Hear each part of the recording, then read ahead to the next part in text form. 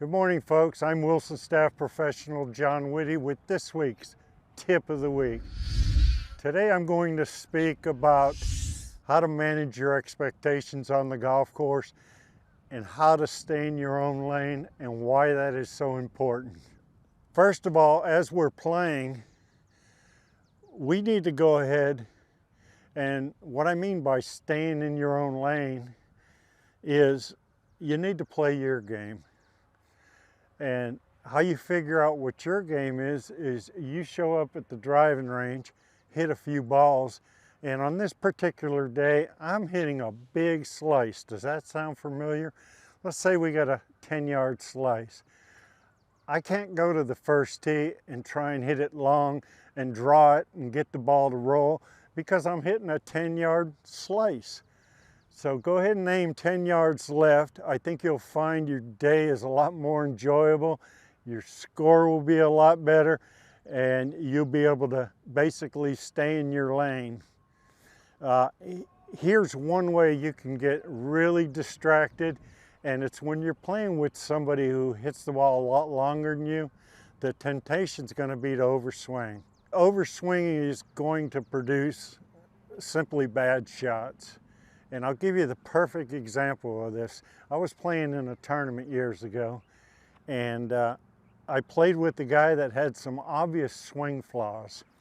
He was coming on over the top, falling back. He was fading at about 15 yards. He hit every fairway, hit just about every green. But the one thing I noticed is he was taking it way out where he had the Jim Furyk loop. So I said, he's 2 under after 5. I'm 1 over. This guy's really putting it on me. Maybe I should try the big loop. Here's how to avoid that trap because it'll go from bad to worse. Are there any golfers here on the range? Cameraman, come on up here. Can I use you for a moment? Okay, I think he's about to pick on me. There you go. There's my 1 iron. So yeah. I always try to play like the pros, and I can't do that. Play like the pros. Try to, but I can't do that. Here's the last part of staying in your lane. Golf is a gentleman's game. There's a lot of etiquette involved. However, if you're playing competitive golf, there's a killer instinct involved. I want to beat you by 100 shots, period. I don't care. We're friends, makes no difference. Here's how you go about that in a professional way. All right, you're hitting your tee shot to that flag. All right. We're on a par 3 or any tee. I am out of the way. I am standing a couple steps in front of AJ, and I am looking right at the target. I'm not watching his swing. I'm just looking at the target where I think this ball is going to land.